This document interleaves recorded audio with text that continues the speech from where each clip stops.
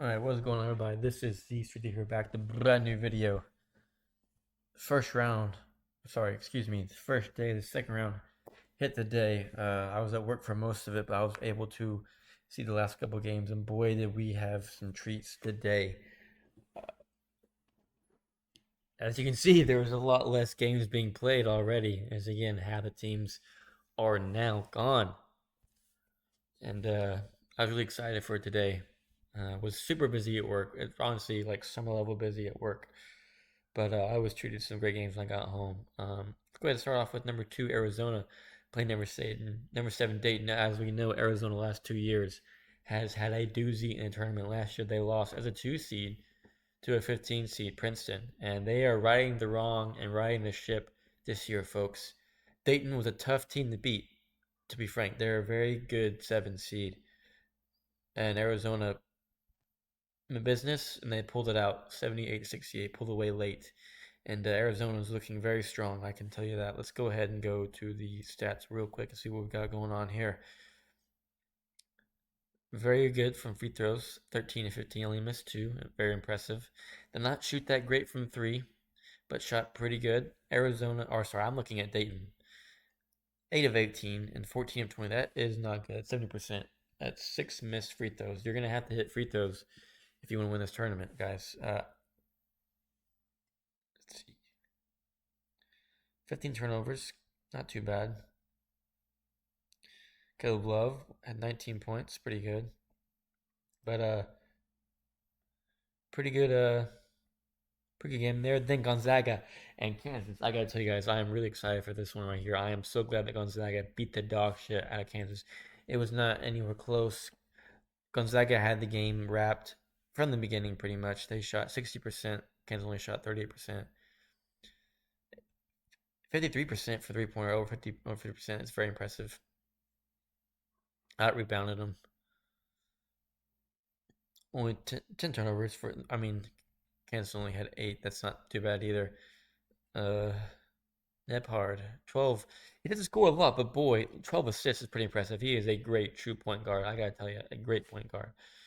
Uh, Dickinson, 15 points, not too bad, but I'm so glad Kansas is out. I thought they did not deserve to be in this round, and but I'm glad they lost. That's all I'm gonna say. Michigan State versus North Carolina. This was a close game until the end, and North Carolina pulled it out towards the end there. And North Carolina is looking scary because this was a very big test, a very true tough test for them. And they not only did they win, but they made a statement at the end when they pulled away late. And a very impressive win from them, 85 to 69. And be watch out for North Carolina because they are a good team and they are playing their best basketball when it matters. RJ Davis, 20 points. Armando Bacot, 18 points. Cadeau did not shoot ball well today, but he is a great shooter. 6 points. Ingram, another great shooter, 5 of 7. He is number 55. Ingram right here, in my opinion, is the X factor. If this guy can get hot, watch out. Great team. Even though I'm a Duke fan, I gotta give kudos to them. They're a great team this year. Iowa State and Washington State, 67 to 56. A bit closer than I was expecting. I thought the Iowa State blew this team out. They pulled away late a little bit at the end, but a great solid win for the team.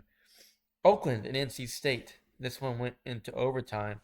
Unfortunately, Oakland's Cinderella run is now over. However, NC State's Cinderella run now continues. They have won 7 games in the last 12 days. It's very hard to do, guys. That's a lot of games. They're probably tired, exhausted, but they are keeping on going. NC State is a team and a force to be reckoned with.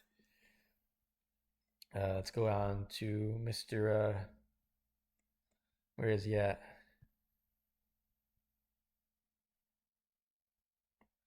6 of 17. That's still pretty impressive, but was not hitting as much as we thought he might. This guy, Townsend, had 30 points. He was on fire. Their big man, 24 points. He was unstoppable force as well. A great, huge testament win to NC State. In overtime, they actually dominated Oakland. They really did dominate in overtime. A good win for them. Tennessee and Texas was a lot closer than I thought it was going to be as well. Tennessee hangs on and wins 60 to 58, win by 4 points. This is a good win for Tennessee. Texas was a very strong team.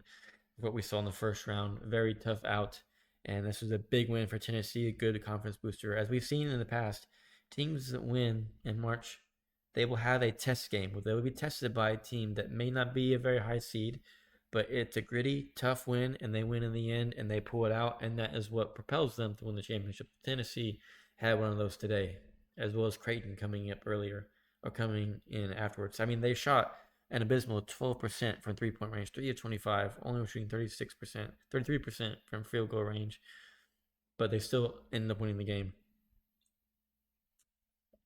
Out-reading Texas by 6, had 14 offensive rebounds, so doubled their offensive rebounds. That is probably a big point of it. I did not get to watch much of this game. Only had 12 turnovers to Texas 17, so very impressive. I feel bad for Max Abmas. His journey is now over in college. One of the best and most prolific scorers of all time.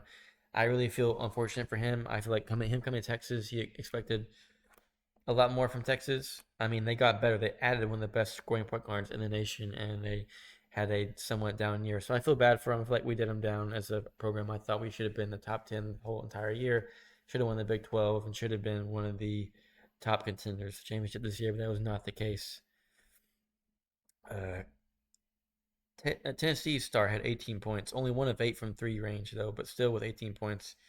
Impressive for him. Tennessee. Illinois smacks the Dukes. Their Cinderella run is now over. Illinois with a statement win, proving that they are a true team, that they are here to play, and a great win from them. What else we got? This is the final one that I was able to watch. This is the only game I actually was able to watch. Was Oregon and Creighton. Creighton was down late. I gotta tell you guys, I thought it was over. They were down by like 9 or 6 points late. I'm like, oh shit, this game is over. And then they pulled it out. They got into overtime. Second overtime, again, hanged on. And in the third overtime, they went on a 15-0 run in the second overtime. Absolute statement. Like Tennessee, another one of those games where it's a tough battle versus a lower seed team that is dangerous and it's gritty and it's hard and you're down a lot and you find a way to win.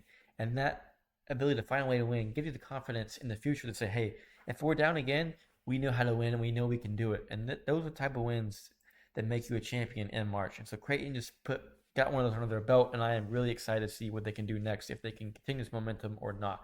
Because again, they have been a really good team that has fallen short in March Madness. Could this be the year that Creighton finally showcases their talent to March Madness? Let's get their starting. We got Alexander had a great game with 20 points. Ashworth, great game, 21 points. Kalkbrenner, 19 points. Shireman, 18 points. I mean, look at that spread right there. Hard to guard. Obviously, it's all starting five focus, but the key here is if some of their bench players can get going and provide good minutes, good stats, then Creighton is a very, very, very dangerous team. So let's go ahead and go to the official bracket. Next game we've got UConn Northwestern, San Diego State tomorrow. See who we'll face here. Illinois and Iowa State at 3 versus 2. Up here we still got Houston and A&M and Madison, Duke. And up here we got NC State waiting on the victor of Colorado Marquette. Down here we've got North Carolina waiting on the victor of Grand Canyon, Alabama. I predict Grand Canyon. Up here I predict UConn. This is a tough game to pick right here. Yale, I do not really know. Another trap game right here, A&M and Houston. Another trap game right here. Gotta tell you. Trap game right here. Clemson and Baylor. Tough game. I think Clemson will win that one right there, though. Purdue and Utah State. Creighton and Tennessee. This should be an incredible game right here. Creighton and Tennessee. Man, I'm excited for this one. I gotta tell you. But that is the first day of the second round. Some great games going on. Again, leave a like if you enjoyed. Subscribe for more content. More March Madness videos as well as some game videos in the near future. And again, comment down below how your bracket is doing. And man, what a tournament it's been so far. And it's now almost midnight, so I will call it quits for the night and then upload this tomorrow morning at around 11 a.m. And I'll see you guys then. And stay frosty.